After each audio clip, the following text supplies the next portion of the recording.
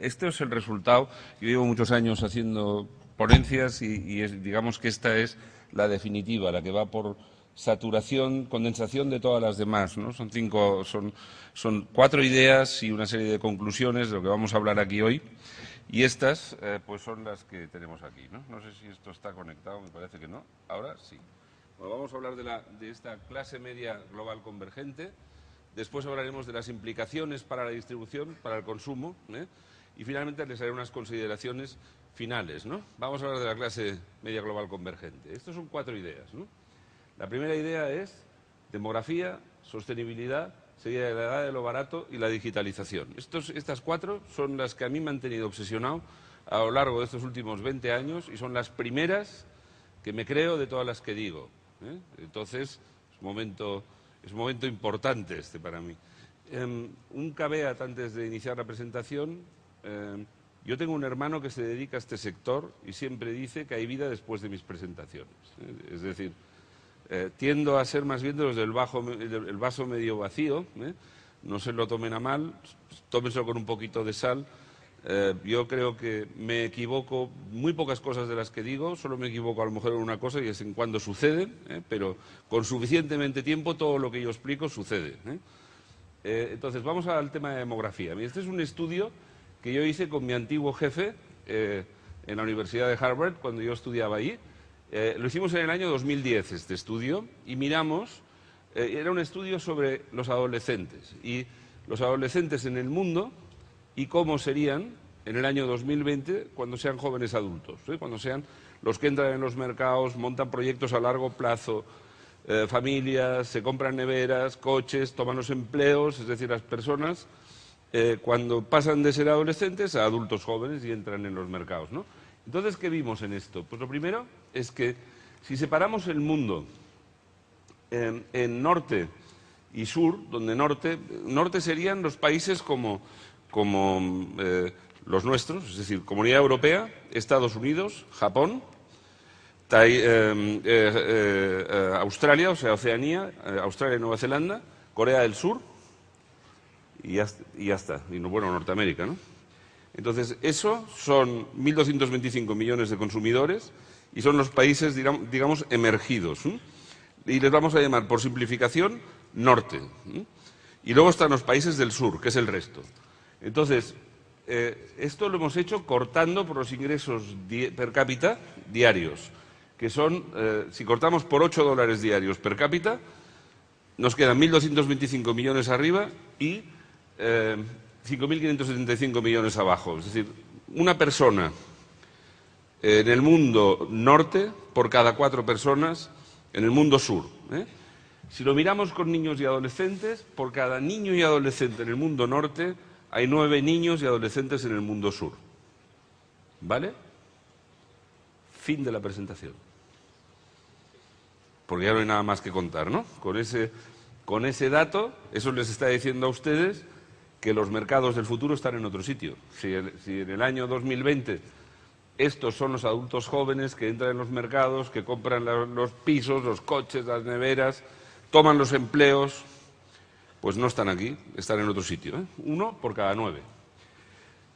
Si tomamos 10 ciudadanos del mundo norte y los dividimos entre jóvenes, niños y adolescentes, personas, adultos trabajadores y ciudadanos senior, la construcción es 2, 6, 2. Eso quiere decir que tenemos 6 personas en estos momentos que son adultos trabajadores y 4 personas que son dependientes de esos adultos trabajadores. En este estudio, un adolescente es alguien a quien se le concede su ocio para que pueda estudiar, divertirse y cometer errores, y no se le toman en cuenta, ¿eh? Por eso hay tantas personas de 50 años ahora que quieren ser adolescentes, pero demasiado tarde, ¿eh? Hay muchas de 30 también demasiado tarde. Aquí lo que hemos hecho ha sido tomarlo para poderlo medir, el punto de corte es 18 años, ¿vale? Pero en cualquier caso, esa es la definición, ¿eh? De hecho, a los adolescentes antes lo que hacían las familias era, tenían muchos y los ponían a trabajar, porque era la mano de obra más preciada. Un joven adulto ya estaba fastidiado y una persona muy mayor ya no podía trabajar. Entonces, el adolescente era eso, el descubrimiento de que era mejor mandarlos y educarlos y apropiarse de sus rentas cuando fueran los padres mayores y los hijos pudieran mantenerles, es el gran descubrimiento de la sociedad del bienestar, ¿no? Y es el que está aquí. Luego, los seniors esos que tenéis ahí son dos y son un hombre y una mujer y el promedio de edad que tienen es 60 y algunos años, 60,4, 61,4.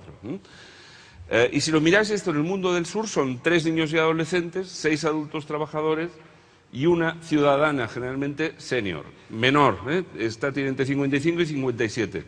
Converge muy rápido con los de arriba, es decir, los de arriba envejecen mucho más, la edad promedio del ciudadano senior, la edad de corte es 61, pero la edad promedio es mucho mayor. Y abajo el punto de corte es 57 o por ahí, pero también va convergiendo. Y de hecho, pronto vamos a empezar a ver también en el mundo del sur hombres y mujeres, y no solo mujeres. Esta mujer de aquí depende de su familia, del autotrabajador. De manera que son 6 personas trabajando y 4 dependiendo, pero de esas 3 que tenéis aquí, niños y adolescentes, 1 o 2 son trabajadores en el mundo del sur. Están trabajando. Los que están estudiando con mi jefe, todo el montaje son algo así como, hicimos 50 y pico mil entrevistas en todo el mundo, en 9 áreas del mundo, pero luego se hizo mucho trabajo cualitativo en determinados países, ¿no? Y en concreto en la India, mi jefe le preguntó a un montón de niños qué querían ser cuando fueran mayores, ¿no? Y les puso 3 fotos delante. Les puso la foto de un jugador de cricket, un Cristiano Ronaldo o un Messi del cricket, la foto de una actriz de Bollywood y la foto de un empresario local que era un emprendedor que había tenido éxito, ¿no? ¿Qué diríais que querían ser los niños? Venga, va, ¿qué quieren ser? Jugadores de cricket, dicen aquí. Cricket. Bueno, no sabéis, no habéis ido a la India últimamente, ¿eh? Quieren ser emprendedores los niños en la India. Los niños lo que quieren ser, ¿por qué? Pues porque es lo que ven a su alrededor. A su alrededor, y sobre todo si conocen a esa persona, lo que quieren ser cuando sea mayor es esa persona, porque hay oportunidad, es una persona que se ha enriquecido y tienen muchísimas ganas de salir de ellos adelante también con lo mismo, ¿no? El problema para los nuestros es sacarlos de las escuelas. El problema para estos es meterlos en las escuelas, porque no quieren estar, quieren irse a trabajar también como los demás. No son tontos y saben que la educación te paga el ticket también, ¿eh? Por eso se quedan y esa es la situación que hay con estos, ¿no? Vámonos un poquito más allá. Y si nos vamos al 2020, la demografía se demuestra extremadamente pegajosa, ¿eh? Y por cada niño y adolescente del mundo del sur seguimos teniendo 9, pero por cada niño y adolescente del mundo del norte, seguimos teniendo 9 en el mundo del sur. Pero cambia otra cosa que es muy interesante, y es que si dividimos los 10 del norte, lo que tenemos es 2 niños y adolescentes, 4 adultos trabajadores y 4 ciudadanos seniors. Por lo tanto, 4 personas trabajando, 6 dependientes. ¿Qué os parece esto? Imposible, ¿no? Pues eso que a vosotros os parece imposible, le parece imposible absolutamente todo el mundo. Y por eso nos manifestamos y por eso estamos enfadados, indignados y similares, ¿eh? Porque es que esto no va a funcionar así. No os vais a jubilar en vuestra vida. Vais a trabajar hasta el día que os caigáis. Porque no se puede aguantar de otra forma, ¿eh? No se puede aguantar. Os vais a jubilar mucho más tarde y luego vais a perder muchos de los derechos sociales que tenéis. Vamos a perderlos, ¿no? Y entonces eso tiene una primera implicación de cara a lo que vamos a hablar después, que es esta clase media convergente. Esto quiere decir, vosotros sois clase media, somos todos clase media, porque estamos soportados por una serie de apoyos por los que pagamos, pero es igual, pagaremos igualmente por ellos, ¿no?